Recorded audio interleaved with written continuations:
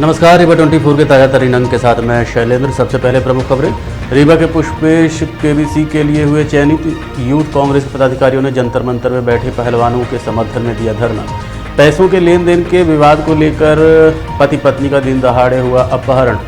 और रीवा के कलाकारों द्वारा रीवा में ही बनी पहली हिंदी फीचर फिल्म जंतर का 21 मई को होगा रॉयल सिनेमा में प्रीमियर। इन खबरों को हम विस्तार से देखते हैं। जंतर मंतर पर बैठे पहलवानों के समर्थन में यूथ कांग्रेस के कार्यकर्ताओं ने आज कमिश्नर कार्यालय के सामने धरना प्रदर्शन किया। यूथ कांग्रेस के पदाधिकारियों ने कहा कि आम आदमी के लिए अलग कानून व्यवस्था और भाजपा के नेताओं के लिए अलग कानून बना हुआ है, जबकि नियम यह है कि कोई भी महिला किसी पर आरोप लगाती है तो उसे तुरंत पुलिस गिरफ्तार करती है। लेकिन भारतीय जनता पार्टी अपने सांसद को बचाने के लिए जांच का हवाला दे रही है, जबकि पहले गिरफ्तार किया जाता है, उसके बाद जांच की जाती है। उन्होंने कहा कि जल्द से जल्द पहलवानों को न्याय मिलना चाहिए। के सामने धरना दे रहे हैं, क्या है इसका उद्देश्य है, क्या मांगे? खिलाड़ियों के सम्मान में यूथ कांग्रेस आज एक दिवसीय धरने पे यहाँ पे बैठी हुई है। पिछले कई दिनों से जंतर मंतर के मैदान में हमारे देश के खिलाड़ी धरने में बैठे हैं और कुश्ती संघ के अध्यक्ष बृजभूषण शरण सिंह के ऊपर लगातार वो खिलाड़ी आरोप लगा रहे हैं कि उनके साथ जो है गलत व्यवहार किया है उन्होंने, और उसके बाद भी दुराचार किया है। उसके बाद भी भाजपा सरकार में उस पर कोई कार्रवाई नहीं हो रही है। क्यों नहीं हो रही है? उसके पीछे सिर्फ एक कारण है कि वो भाजपा के सांसद हैं। मैं पूछना चाहता हूं इस भाजपा सरकार में बैठे लोगों से कि आम व्यक्ति के लिए अलग कानून और आपके सांसद और विधायकों के लिए अलग कानून, ये कब से बन गया? और जब आम व्यक्ति के खिलाफ कोई भी महिला शिकायत करती है तो कल उसके ऊपर कार्रवाई होती है और गिरफ्तार करते हैं, उसके बाद जाँच होती है। लेकिन जब सांसद के ऊपर राष्ट्रीय स्तर के खिलाड़ी जो इस देश को गौरवान्वित करने का मौका दिया, गोल्ड मेडल जीते ओलंपिक में, वैसे खिलाड़ी जब आरोप लगा रहे हैं तो ऐसे व्यक्ति के ऊपर कार्रवाई क्यों नहीं हो रही है? तत्काल कार्रवाई होनी चाहिए। यूथ कांग्रेस आज यहाँ पे किसी धरने पर बैठी हुई है उन खिलाड़ियों के समर्थन में। पैसों के लेन देन के विवाद में पति पत्नी का दिन दहाड़े अपहरण कर लिया गया। पीड़ित धीरेन्द्र तिवारी ने बताया कि वो और उसकी पत्नी अंजलि कानपुर जा रहे थे, लेकिन रास्ते में कार से आए 5 लोगों ने उसका अपहरण कर लिया। वो लोग लगातार 70,000 रुपये की मांग कर रहे थे। संभवतः मामला पैसों के लेन देन का है, जिसकी वसूली करने युवकों ने अपहरण कर लिया। मुख्य आरोपी का नाम हर्षवर्धन बताया जा रहा है। वहीं साथ में 2 नाबालिग अपराधी भी हैं, जिन्हें पुलिस ने गिरफ्तार कर लिया है। असल में 100 डायल को सूचना मिली कि 2 लोगों को ऑटो से जबरन उतारकर कार में युवक ले गए हैं। इसके बाद पुलिस तुरंत हरकत में आई और मोबाइल लोकेशन ट्रेस किया। पहले सतना और फिर मैहर पुलिस से संपर्क किया। उसके बाद आरोपी को अमदरा में पकड़ लिया गया, जिनसे पूछताछ की जा रही है।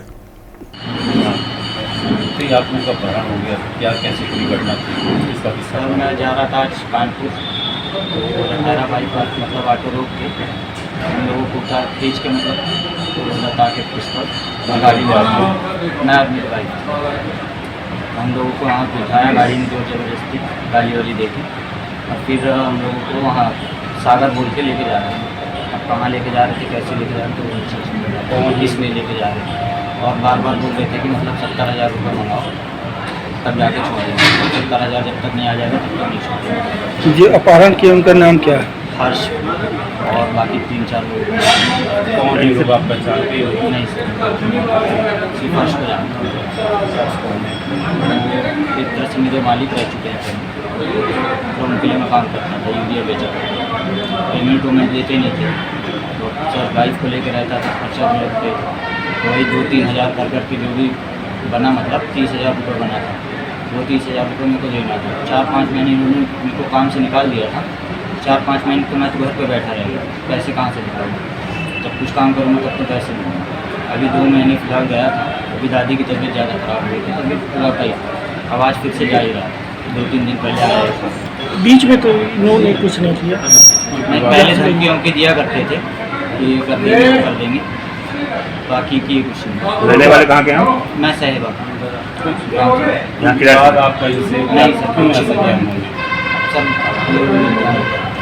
नहीं सर, यहाँ से जब अपहरण करके ले जा रहे थे आपको, तो फिर बीच में कुछ कहे? बस वही पैसे मंगाओ, बस यही चाहिए। मारपीट या किसी और तरह की नहीं, गाली वाली दे रहे थे, बस मारपीट नहीं की। आपका नाम क्या है? मेरा धर्मेंद्र तिवारी। और पत्नी का? अंजलि तिवारी। कहाँ रहने वाले? मैं सर रहता तो ऐसे कानपुर में हूँ, पर हूँ रहने वाला सर। सर ये एक अपहरण की सूचना प्राप्त हुई थी 100 डायल से, क्या था सर पूरा मामला, कहाँ से? ये सूचना प्राप्त हुई थी 100 डायल में। सूचना आया था अपहरण की कि एक महिला एक पुरुष को जो है ऑटो से कुछ लोगों ने 4-5 व्यक्तियों ने जो है ज़बरदस्ती है कार में बैठा करके और बैठा लिया है और उसको ले जा रहे हैं। तो उसकी सूचना पर हम लोग वहाँ पे गए थे, तो हमने जो कॉलर का नंबर था उससे हमने पता किया, तो जिसको बैठा के ले गए थे उसका नंबर स्विच ऑफ आ रहा था। बाद में उस दूसरे नंबर से उसके भाई के पास एक फ़ोन आया था कि वो पैसे का कि पैसे डाल दो तो हम छोड़ देंगे। तो फिर वो नंबर हमको मिला, उसके आधार पे हमने जो है साइबर सेल पे उसका नंबर डाला, लोकेशन लिया और तत्काल हमने यहाँ से जो है वरिष्ठ अधिकारी को बताते हुए उनको फॉलो करना शुरू कर दिया। और फिर वो आगे बढ़ते जा रहे थे, पहले बेला का लोकेशन आ रहा था, तो फिर हमने सतना पुलिस से संपर्क किया तत्काल। अमरपाटन वाले गए तो अमरपाटन पुलिस जब पहुंची तो लोग आगे निकल गए थे, फिर मैहर वाले भी जब पहुंचे तो वो आगे और निकल गए। फिर हम लोग लगातार संपर्क में थे, तो अमदरा पुलिस वहाँ आगे पहुंच गई थी और तो फिर उनने जो है वहाँ पे उन्हें रोक लिया और हम पीछे से हम लोग पहुँच गए। सबसे कितने लोग थे वरण करता? 4-5 लोगों का नाम, 5-6 लोगों का नाम बता रहे हैं, अभी हम कंफर्म नहीं कर सकते, पर हम अभी 4-5 लोगों को लाए हैं और कौन कौन थे उसके बारे में और पूछताछ करने को पता चलेगा। एक्चुअल में कोतवाली क्षेत्र का मामला है, लेकिन हमको पॉइंट मिला था तो अभी हम कोतवाली के हैंड ओवर कुछ बताया इन्होंने का किस कारण से ये कोई इनका कहना है कोई पुराना पैसे का लेन देन था, लेकिन जिस तरह से घटना की है तो बिल्कुल उचित नहीं है। कितने पैसे की मांग कर रहे थे सर ये फोन से? वो उसका भाई बता रहा था कि 70,000 रुपये कह रहे थे कि हम डाल दो तो हम छोड़ देंगे, इस तरह की बातें। काफ़ी कम उम्र के लड़के हैं सर, ये तो इतनी बड़ी घटना को उन्होंने अंजाम। ये उसके सभी साथी हैं, तो हो सकता है परिचित हैं आपस में ये सर? नहीं, जो ये मुख्य हर्षवर्धन सिंह है उसके साथ वाले हैं ये लड़के। ठीक है। मध्य प्रदेश सहकारिता समिति कर्मचारी महासंघ द्वारा अनिश्चितकालीन हड़ताल की जा रही है। सहकारी समिति के कर्मचारियों ने बताया कि उनकी तनख्वाह इतनी कम है कि जीवन यापन करना मुश्किल है। महज 2000 में घर कैसे कोई चला सकता है। उन्होंने कहा कि पैक्स, कर्मचारी संघ, उपभोक्ता भंडार और स्व सहायता समूह के अलावा वन उपज समिति के सदस्यों की ये प्रदेश व्यापी हड़ताल है। क्या है उनकी समस्याएं और क्या है मांगे, आइए आपको सुनवाते हैं। धरना इसलिए कर रहे हैं कि हम लोगों को नियमित वेतन नहीं मिलता। कौन संगठन है ये? पैक्स कर्मचारी संगठन है, जिला इकाई रीवा, और ये प्रदेश स्तरीय हम लोगों का आंदोलन चल रहा है पूरे प्रदेश में। कितने लोग हैं कर्मचारी? हम कर्मचारी लगभग हम लोग 55,000 पूरे प्रदेश में कर्मचारी हैं और लगभग 26,000 की लगभग दुकानें हैं पूरे प्रदेश में, जो उचित मूल्य की दुकान कहलाती हैं। हम लोग खाद्यान्न वितरण करते हैं PDS से, POS मशीन के माध्यम से। और हम लोगों का जो POS मशीन है इसमें हर बार हर महीने मतलब 2 कुंटल 3 कुंटल हर महीने घट जाता है, क्योंकि बामन की बोरी मिलती है, बामन तिरपन की बोरी हम लोगों को दी जाती है, जबकि खरीदी में 50, 500, 50, 400 के माने बोरी वहाँ जाती है वेयर हाउस में। वेयर हाउस से जब वापस आती है तो 53 और 54 किलो की हो जाती है, हम लोगों को लेना पड़ता है। और जब हम लोग वितरण करते हैं वही बोरी को अगर 4 दिन बाद हम लोग तौलते हैं तो 48 और 49 की हो जाती है।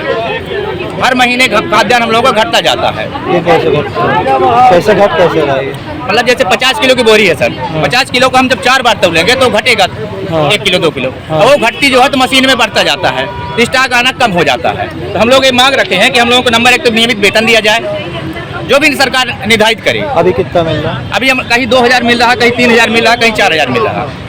इसमें अभी एक तौलैया भी लगवाना पड़ता है, जो मैंने तौलता है, हम लोगों को रजिस्टर मेंटेन करना पड़ता है, मशीन चलाना पड़ता है, तो मतलब 2-3 कर्मचारी लगते हैं, उनको कहीं से नहीं 2-3 हज़ार सिर्फ हम लोगों को मिलता है। तो हम लोग चाहते हैं कि नियमित वेतन जो भी शासन निर्धारित करे हम लोगों के जो तौलैया उसके। और क्या मांग? मैं 2 है दो सूत्र की प्रमुख मांगे सर हमारी है वेतन मान की हाँ। जो 2018 से लागू है वेतनमान, वो हम लोग को नहीं मिल रहा है। क्या लागू किया गया था 2018 में? 2018 में हम लोग को सेवा नियम के तहत वेतन निर्धारित किया कलेक्टर दर पर।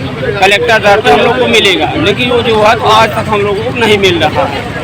उसी की मेन हम लोग की जो है ये लड़ाई है। तो इस समय पूरे सभी लोग ये बंद करके बैठे हाँ, हैं। ये हड़ताल जो हमारे प्रदेश स्तरीय है, प्रदेश के नेतृत्व से ये हम लोग की हड़ताल चल रही है। बाकी क्षेत्रीय समस्याएं हम लोग की बहुत सारियां हैं, जैसे मकान किराया, ये बताइए 200 रुपये 300 रुपये हम लोग को देते हैं, वो भी देते नहीं हैं। बताइए आज के डेट में कोई 200-300 रुपये मकान देगा खाद्यान्न रखने के लिए? 2-2 साल 3-3 साल से वेतन नहीं मिल रहा है। मांग करते हैं तो बोलते हैं कि हाँ देते हैं, देते नहीं। पेपर रोल खर्च नहीं मिलता है। मशीन का नेट, जिससे नेट मशीन चलती है, वो हम लोग अपने मोबाइल डाटा चलाते हैं, तब जो है खाद्यान्न का वितरण होता है। अभी वितरण नहीं हो पा रहा है। या जिस दुकानों में है कहीं लाइट की व्यवस्था नहीं है। जिले में इस तरह कब तक हड़ताल जारी रहेगी आपको? ये अनिश्चितकालीन है, जब तक हमारी मांगे नहीं मान जाएगी, बात नहीं मानेगी, तब तक हम लोग आंदोलन जारी रहेगा। इतनी गर्मी धूप में बैठे हैं आप लोग, कोई अधिकारी कर्मचारी अभी तक कोई आया? नहीं, अभी तक कोई संपर्क करने के लिए कोई नहीं आया। क्या नाम है? संतोष शुक्ला। ओंकार नाथ तिवारी। राखड़ से लोड ट्रक ने अनियंत्रित होकर हाईवे को टक्कर मार दी, जिससे खलासी गंभीर रूप से घायल हो गया। प्रत्यक्षदर्शियों की माने तो सिटी कोतवाली के थाना अंतर्गत रीठी गांव में राखड़ से लोड ट्रक ने हाईवे को टक्कर मार दी, जिसमें खलासी गंभीर रूप से घायल हो गया। लोगों ने बताया कि चालक नशे की हालत में था, जिसकी वजह से ये घटना घटित हुई है। स्थानीय लोगों की मदद से खलासी को बाहर निकाला गया और पुलिस और एम्बुलेंस को सूचना दी गई। क्या नाम है तुम्हारा? राजेश कुमार सिंह। कहाँ के रहने वाले? ये दुखड़री के। किस गाड़ी के ड्राइवर हो? ड्राइवर नहीं है, हेल्पर। हेल्पर हो? किस गाड़ी के? वो गाड़ी है। ट्रक के? कैसे एक्सीडेंट हुआ? वो लग रहा दिया, पता नहीं कैसे पिए हुए था क्या ड्राइवर? पता नहीं। कितनी देर एक्सीडेंट हुआ? अभी आधा घंटा होता होगा। कहाँ ले जा रहे थे इसे? ये बेला बेला के पास बाईपास बनती है ना। अच्छा, ये वाली सिलपरा भाई जो बाईपास। रीवा शहर के उर्राहट वार्ड 16 रविंद्र नगर के रहने वाले सामाजिक कार्यकर्ता पुष्पेंद्र द्विवेदी उर्फ गुड्डू को कौन बनेगा करोड़पति प्रतियोगिता में भाग लेने का अवसर प्राप्त हुआ है। आपको बता दें कि लगातार मेहनत और लगन का नतीजा है कि 7 बार प्रयास करने के बाद 8वीं बार पुष्पेश द्विवेदी उर्फ गुड्डू का नंबर कौन बनेगा करोड़पति में आया है। कहते हैं कि जब दिल से कुछ करने की चाहत हो तो आगे बढ़ने से कोई रोक नहीं पाता है। वही हाल रीवा के पुष्पेश द्विवेदी का है। पुष्पेश द्वारा मीडिया को जानकारी देते हुए बताया गया कि बहुत अच्छा लग रहा है कि केबीसी प्रतियोगिता में अमिताभ बच्चन के सामने बैठने का अवसर प्राप्त हुआ है। लगातार टीवी में कौन बनेगा करोड़पति को देखता था और वहीं से इसका जवाब देता था। इस प्रतियोगिता में 7 बार की मेहनत के बाद 8वीं बार नाम आया है। लगातार 7 बार ट्राई कर चुका था। पुष्पेश का बचपन से ही समाज सेवा करने का जुनून था, जो पूरा कोविड-19 में हर किसी की मदद के लिए आगे खड़ा रहता था। आपको बता दें कि भारतीय जनता पार्टी में भी संगठन कार्यकर्ता के रूप में पुष्पेश काम कर रहे हैं। द्विवेदी जी, आप एक समाजसेवी हो। समाज का कार्य अक्सर हर एक कार्यों में आप अग्रसित रहते हो, कोविड काल से लेकर सारी चीज़ों में। अभी आपका केबीसी में सिलेक्शन हुआ है, तो ये अचानक दिमाग में कैसे आया कि नहीं केबीसी में भाग लेना चाहिए, सारी चीज़ों को लेकर के? ये अचानक नहीं आया, हम बहुत सालों से ट्राई कर रहे थे। इस बार मौका मिला और मैसेज आया और ग्राउंड एडिशन होने वाला है 27 तारीख को वहाँ पे मुंबई में। Thakur science of commerce college है कांदीवाली में, तो वहीं 27 मई को हमें सुबह पहुंचना है 7 बजे। इसको लेके अभी तक आपने क्या क्या तैयारियां की? हो गया, तैयारी तो शुरू से ही चल रही थी। जब टीवी में आता था तो हम पूरा क्वेश्चन का जवाब देते थे उसको, है ना। तो तैयारी तो चल रही, अभी भी तैयारी कर ही रहे हैं। और जिस दिन से कॉल आया उस दिन से तो मुझे रोज़ सपने भी आ रहे हैं। कैसे कैसे सपने आ रहे हैं? सपने तो आ रहे हैं कि बस अमिताभ जी बोल रहे हैं कि ये आप जीत गए 7 करोड़ रुपए। ये एडिशन किस तारीख को है? 27 तारीख को। कहाँ है? मुंबई में, कांदीवाली मुंबई। ये प्रेरणा आपको कहाँ से मिली कि हमको केबीसी में आजमाना चाहिए, जाना चाहिए? प्रेरणा कहीं से नहीं मिली, हम ट्राई कर रहे थे, हमको अच्छा लगता था केबीसी देखना, है ना। और ट्राई में आपको ये सफलता मिली? देखते रहिए रीवा 24 न्यूज़। मिलते हैं छोटे से ब्रेक के बाद। हड्डी जोड़ एवं रीढ़ रोग तथा स्त्री रोग एवं प्रसूति रोग का इलाज एक ही छत के नीचे। विघ्नहर्ता hospital and trauma centre, hotel landmark के पास, रतहरा, रीवा। डॉक्टर संतोष सोनी, पूर्व चिकित्सक, बॉम्बे हॉस्पिटल, मुंबई। हड्डी जोड़ एवं रीढ़ रोग विशेषज्ञ, छोटे चीरे एवं दूरबीन विधि द्वारा हाथ तथा पैर की हड्डियों का ऑपरेशन। गठियाबात, जटिल एवं बिगड़े हुए फ्रैक्चर का बेहतर इलाज करते हैं डॉक्टर संतोष सोनी। विघ्नहर्ता हॉस्पिटल ट्रॉमा सेंटर में ही स्त्री एवं प्रसूत रोग विशेषज्ञ डॉक्टर शैलजा सोनी भी उपलब्ध हैं, जिनकी देखरेख में नॉर्मल डिलीवरी, सिजेरियन ऑपरेशन एवं बच्चेदानी से संबंधित ऑपरेशन की बेहतर सुविधा। संतानहीन दंपत्ति तत्काल संपर्क करें।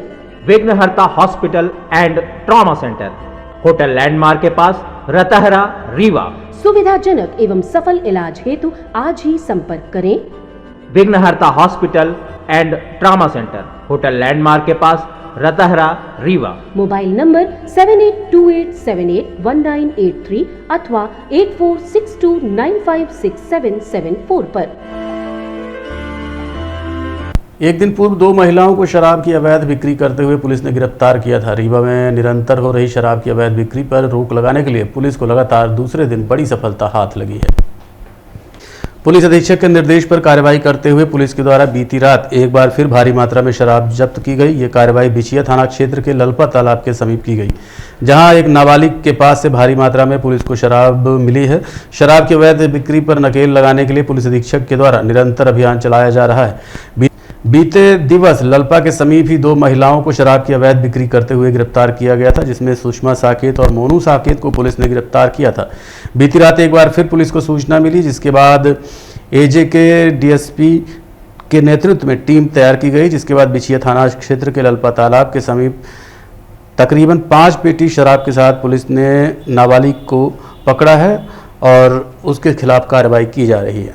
मुखबिर से सूचना प्राप्त हुई थी, जिसकी सूचना श्रीमान पुलिस अधीक्षक महोदय को दी गई।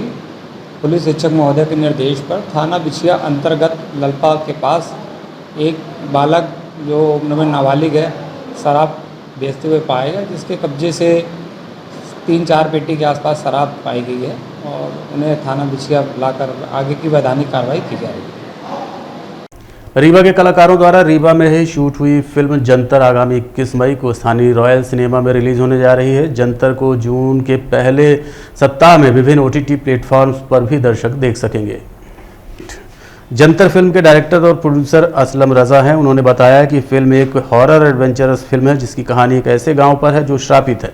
अब वो क्यों श्रापित है, क्या वो श्राप टूट पाएगा और कैसे गांव के लोगों को एक भ्रम से दूर एक सच्चाई के करीब लाया जाता है, यही फिल्म की कहानी है। फिल्म में कई उम्दा कलाकार हैं जो अहम किरदार निभा रहे हैं, जिनमें असलम रजा, आफ्ताब रजा, आफ्ताब आलम, मुस्कान सिंह, मुस्कान तिवारी, आशीष कुशवाहा, सुभाष गुप्ता, शैलेंद्र द्विवेदी, प्रदीप, राहुल, संदीप, फातिमा बेगम और अन्य कलाकार हैं। फिल्म के DOP मनोज MJ फोटोग्राफी हैं, जिनके द्वारा ज़्यादातर भाग को शूट किया गया है। फिल्म में डिस्ट्रीब्यूटर राजा भैया पुष्पराज सिंह किंग्स प्रोडक्शन कर रहे हैं। फिल्म के बारे में डायरेक्टर असलम रजा ने बताया कि फिल्म की कहानी 2003 से 7 के बीच की है। फिल्म की कहानी को बहुत ही अच्छे तरीके से सजाया गया है। फिल्म में VFX का काम भी बहुत अच्छे तरीके से दिखाया गया है। फिल्म की एडिटिंग में करीब 3 महीने का वक्त लगा। इस फिल्म को रीवा और रीवा के लोगों के लिए बहुत खास माना जा रहा है। रीवा की ऐसी कला को प्रस्तुत करती है जिसके लिए लोग मुंबई, दिल्ली जाते हैं और उस तरह की पिक्चरें अब हमारे रीवा में शूट हो सकती हैं, ये भी लोगों को पता चलेगा। वो आपको बता दें कि फिल्म को थिएटर के साथ साथ जून में कई OTT प्लेटफॉर्म में भी रिलीज़ किया जाएगा। फिल्म में करीब 2 दर्जन कलाकारों ने काम किया है, जो विंध्य क्षेत्र के रीवा, सतना व सीधी से आए हुए थे।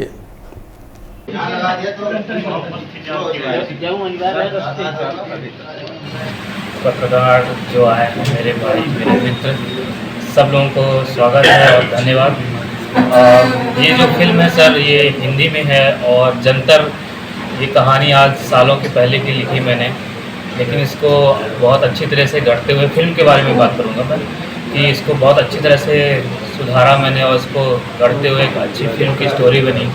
फिर हमने फिल्म शूट किया। अच्छे कलाकारों को, जो हमारे रीवा के बहुत अच्छे कलाकार हैं, शैलेंद्र भैया लोग और आफ्ताब भैया और मुस्कान तिवारी, मुस्कान सिंह, आफ्ताब और सुभाष जी, अमरदीप जी, जितने भी कलाकार हैं, साथ ही हमारे जो सिनेमाटोग्राफी टीम है, एमजीओ फोटोग्राफी, जो हमारी डिस्ट्रीब्यूटिंग टीम है, राजा भैया, सब लोगों ने बहुत मदद की और बहुत मज़ा आया सबके साथ काम करके। ये हमारा एक ड्रीम था, एक सपना था, जो एक फिल्म थी, इसको हमको थिएटर पे लाना था और ये फिल्म आज थिएटर पे आ रही है 21 और 22 मई को रॉयल सिनेमा में।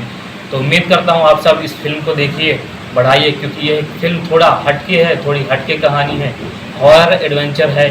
थोड़ी इसमें एक ऐसी कहानी को दिखाया गया है जो गांव में कई लोगों को भ्रम रहता है कि क्या चीज़ है। थोड़ा जंतर मंतर आप नाम से समझ गए होंगे कि किस तरह से जादू टोने से लोगों को जो भ्रमित किया जाता है, उस पर एक कहानी है। लोगों से जो सच्चाई है उसको रूबरू कराया गया है।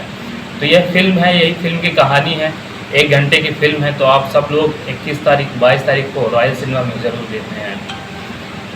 ये 95% इसका बनकोइया यहाँ से 12 किलोमीटर दूर है, वहाँ शूट हुआ है, और बाकी 5 से 10% यहाँ रीवा में तो शूट हुआ है। तकनीकी रूप से कहाँ से मदद किया है? टोटल रीवा से है कि अभी दूसरी जगहों से बनाई है? देखिए, तकनीकी रूप से पूरी ये जो फिल्म है, पूरी इसमें जो भी कला है, ये पूरा रीवा में हुआ है। इवन इसका एडिटिंग, शूटिंग सब कुछ रीवा से ही हुआ है। तो यहाँ पर जो भी रीवा और सीधी से, तो जो भी इसमें फिल्म में VFX हो गया, साउंड इफेक्ट हो गया, BGM हो गया, तो ये सब कुछ हमारा रीवा से ही हुआ है। हिंदी भाषा के अलावा क्या अन्य भाषाओं में भी इसको डब करने का विचार होता है? जैसे बघेली हो गया, पॉपुलर बोली अपने यहाँ की जी, क्या ऐसा ऑप्शन सोचे दर्शक समझे कि अगली भाषा में भी इसको देखी जा सकती है? देखिए थिएटर में अभी तो हिंदी का अप्रूवल है और OTT में भी 5 OTT प्लेटफॉर्म्स में ये फिल्म आ रही है, जिसमें अलग अलग भाषाओं में सबटाइटल है। डब नहीं कहेंगे, लेकिन सबटाइटल है अलग अलग भाषाओं में, जो कि इंटरनेशनल भाषाएं हैं। जैसे आपका तमिल हो गया, तेलुगु हो गया, उसके अलावा बाहर UK चाइना के हिसाब से इंग्लिश और UK चाइना के हिसाब से वो लैंग्वेज है। और फिलहाल हम इसको बघेली में भी डब करने की कोशिश करेंगे जब ये OTT प्लेटफॉर्म में आएगी। अपनी जो पूरी ये बघेली भाषा है, इसमें भी डब करने की कोशिश करेंगे।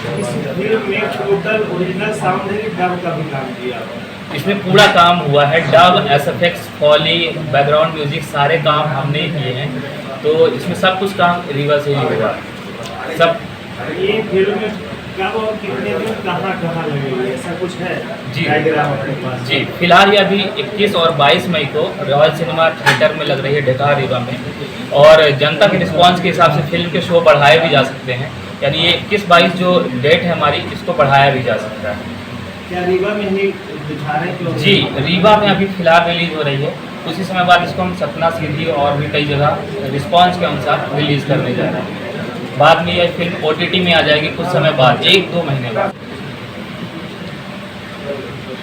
हम सब जानते हैं कि रीवा सदैव ही कला, साहित्य और संस्कृति के लिए जाना जाता रहा है, और रीवा में विगत कई वर्षों से एक फिल्मी जगत में एक अलग छाप रही है। चाहे बिंदिया और बंदूक जैसे फिल्में रही हो या राज तक में, बघेली बोली में बहुत सारी फिल्में रीवा में बनी है, इसका उदाहरण हम सब ने देखा है। लेकिन हिंदी में पहली बार एक अभिनव पहल के रूप में युवा फिल्म निर्देशक असलम रजा जी ने एक शुरुआत की है, और उनके साथ उनकी पूरी टीम, जिसमें पंडित आफ्ताब साहब जो कि स्वयं बॉलीवुड में बहुत सारे फिल्मों में काम कर चुके हैं, आफ्ताब भाई जो कि इसमें साथ में काम कर रहे हैं, शैलेंद्र द्विवेदी जी, मुस्कान जी, और बहुत सारे अच्छे कलाकारों की टीम है जो पहली बार हिंदी फिल्म जंतर लेकर के रीवा में आ रही है। और 21 और 22 तारीख को ये OTT प्लेटफॉर्म और तमाम जगह पर रिलीज होने जा रही है, और रीवा में रॉयल सिनेमा घर में यह फिल्म लगेगी, और दर्शकों की विशेष डिमांड है कि इसको आगे भी बढ़ाई जाए, तो आगे भी लगेगी। कुल मिलाकर के ये जो नवाचार पहली बार हुआ है, इस नवाचार में मीडिया के माध्यम से आप सबसे गुजारिश है कि इस चीज़ को अधिक से अधिक प्रचारित और प्रसारित किया जाए, ताकि जो युवा लोग हैं, रीवा में किसी प्रतिभा की कमी नहीं है, हर क्षेत्र में लोग आगे हैं। इसलिए अभिनय में और फिल्म निर्देशन में ये जो रीवा में जनता के रूप में ये प्रयास किया गया है, उसमें आप सब से गुजारिश है, रीवा के लोगों से गुजारिश है, विंध्य के लोगों से गुजारिश है कि इस फिल्म को अधिक से अधिक फैलाएं, बढ़ाएं और इन तमाम कलाकारों का उत्साहवर्धन करें। मैं चाहूँगा कि असलम भाई इस फिल्म के जो डायरेक्टर हैं वो आज के अंक में इतना ही। देखते रहिए रीवा 24 न्यूज़। नमस्कार।